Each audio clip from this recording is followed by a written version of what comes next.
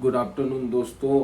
हमारे जो Indian central government है, जो मतलब जो हमारे कहने का मतलब मोदी साहब का जो गवर्नमेंट है और जो सुप्रीम कोर्ट है, कुछ बीते सप्ताहों से बहुत बड़ा टसल चल रहा है दोनों के बीच में। चाहे वो तमिलनाडु गवर्नमेंट की जो बिल्स थे जिसमें कि सुप्रीम कोर्ट ने जजमेंट दिया that government can not withhold the assent to the bill for indefinite period of time। और अभी नेक्स्ट जो आया जो वक्फ बोर्ड का, जिसमें सुप्रीम कोर्ट में मैटर चल रहा है, उसमें भी जो है कुछ कुछ चीज़ें हैं जो वक्फ बोर्ड के फेवर में जा रहा है। तो उसमें भी जो है हमारे इंडियन गवर्नमेंट जो सेंट्रल गवर्नमेंट है, जिसे हमारे भाई ऑनरेबल वाइस प्रेसिडेंट हैं, जिनने कल बोला है कि सुप्रीम कोर्ट जो है article 142 of the constitution they are using as a like a missile power to destabilise the democratic forces.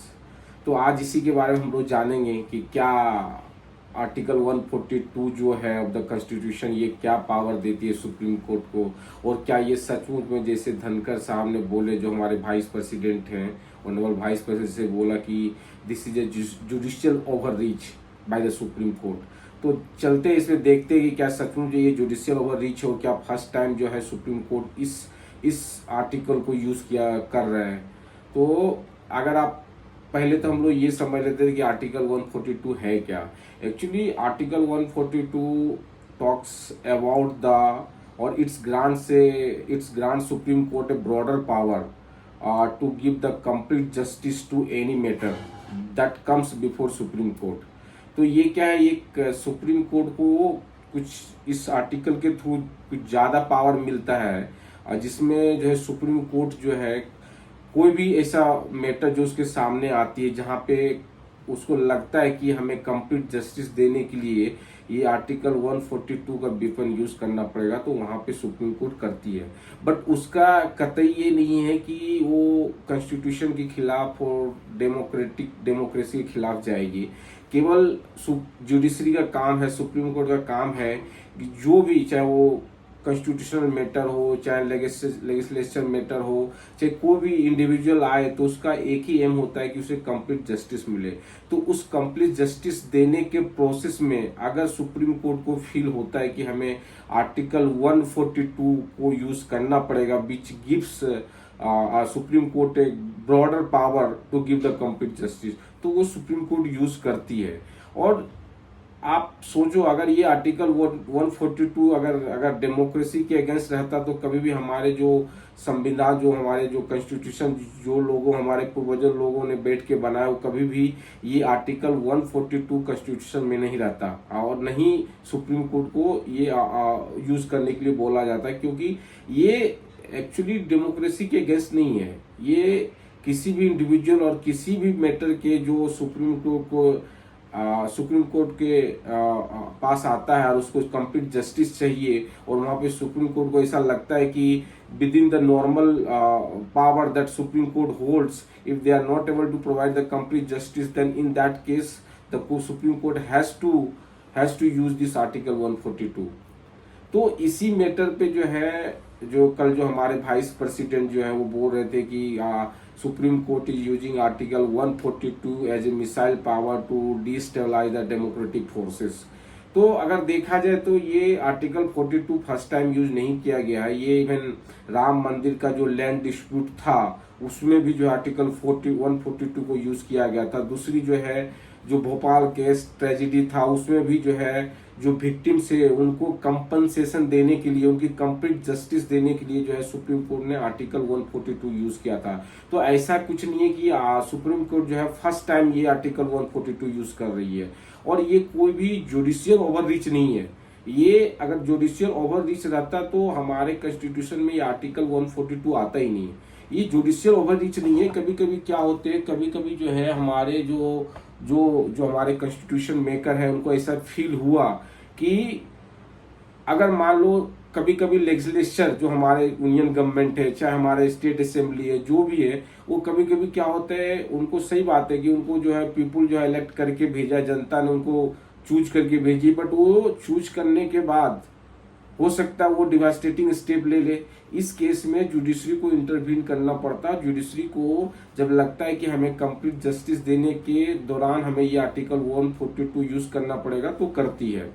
अभी अब मेन जो ये टसल है, ये टसल एक्चुअली कल जो हमारे वाइस प्रेसिडेंट बोल रहे थे कि supreme court is asking a question to the president which is the supreme position of this democratic country, वो बात सही है कि supreme court is not asking question to the president, he is asking the question to the process. So process question पूछना ये नहीं होता कि आप प्रेसिडेंट को पूछ रहे हो, प्रोसेस क्योंकि जुडिशरी है उसको प्रोसेस को तो क्वेश्चन करना ही पड़ेगा।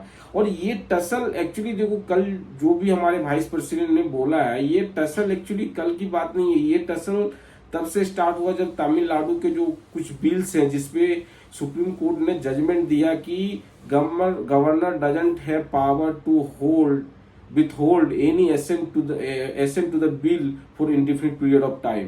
तो बात सही है, अगर आप आर्टिकल 200 ऑफ द कॉन्स्टिट्यूशन देखेंगे तो उसमें क्या है, गवर्नर के पास तीन ही ऑप्शन है, either you have to provide assent to the bill और you have to withhold assent to the bill and you have to send it to the house to reconsider it. Third, either you have to reserve the bill for the consideration of the president. ये तीनों cases में क्या है कि second cases में अगर आप ये बिल असेंबली को फिर से भेजते हो रिकंसिडर करने के लिए और स्टेट असेंबली फिर से उसको पास करती है, then there is no power of governor to hold that bill, means it is by default passed by the state assembly. Third, अगर आप होल्ड करते हो और you are governor withhold that assent to the bill and consider to sending to the president, then you have to send it to the president. ऐसा नहीं है कि आप जो है कुछ मतलब इंडिफिनिट पीरियड ऑफ टाइम के लिए उसको विथहोल्ड कर सकते हो। तो ये सब देखते हुए जो है आर्टिकल 200 ऑफ द कॉन्स्टिट्यूशन जो गवर्नर को पावर, और आपको पता है कि गवर्नर को जो है वीटो पॉकेट पावर हमारे देश में नहीं प्रोवाइड किया गया है, तो ये सब देखते हुए सुप्रीम कोर्ट जो है वो जो तमिलनाडु के जो बिल्स थे जो मतलब सालों 2 साल 3 साल से जो ऑलरेडी गवर्नर के पास पेंडिंग था उसको जो है सुप्रीम कोर्ट ने जजमेंट दिया और बोला कि it is by default pass and state assembly can pass this bills. तो एक्चुअली जो टसल है, ये टसल तो तमिलनाडु से स्टार्ट हुई है। उसके बाद जो वक्फ बोर्ड का अमेंडमेंट आया उसमें जब मतलब सुप्रीम कोर्ट देखने लगा, प्रोसेस देखने लगा, तो उसमें ये क्वेश्चन आया कि क्या आर्टिकल 142 को यूज करके सुप्रीम कोर्ट जजमेंट दे सकता था। जब आप रामलैंड डिस्प्यूट का जजमेंट में आप 142 यूज कर सकते हो, आप जो है भोपाल गैस ट्रेजिडी जिसमें इंडिविजुअल को कंपनसेशन देने के लिए, कंप्लीट जस्टिस देने के लिए आर्टिकल 142 यूज कर सकते हो। तो मुझे लगता है if judiciary thinks that they have to use article 142 to ensure the complete justice when they are discussing the Waqf board amendment things, I think they are not using the judicial overreach and it is not a judicial overreach, क्योंकि judicial overreach तो तब होती है जब आप constitution से अलग जाते हो। they already Supreme Court have the proper powers to give the justice in terms of the constitutional article, then I think it is not a judicial overreach। ये तो एक राजनीतिक है कि आप बोल सकते हो कि जुडिशरी जो है I mean supreme court is using the judicial overreach. ये तो टसल हमारा आज नहीं, बीजेपी गवर्नमेंट की नहीं, ये जब कांग्रेस गवर्नमेंट भी थी तब भी कुछ ऐसा इशू आता था जहां पे जुडिशरी जो है आर्टिकल 142 यूज करते, तो वहां से भी ऐसी बातें आती थी कि supreme court is using their judicial overreach. ये हर राजनीतिक पार्टियां जब उनके पक्ष में चीजें नहीं जाती है तो बार बार जो है जुडिशरी को ये बातें बोलता है। और इसमें बात ये है कि कोई भी जजमेंट जब आती है सुप्रीम कोर्ट से तो इसमें एक जज नहीं रहते, there is a panel of the जजेस। जैसे इस वक्फ बोर्ड का जब अभी सुना जा रहा तो देयर आर 3 जजेस इन दैट पैनल।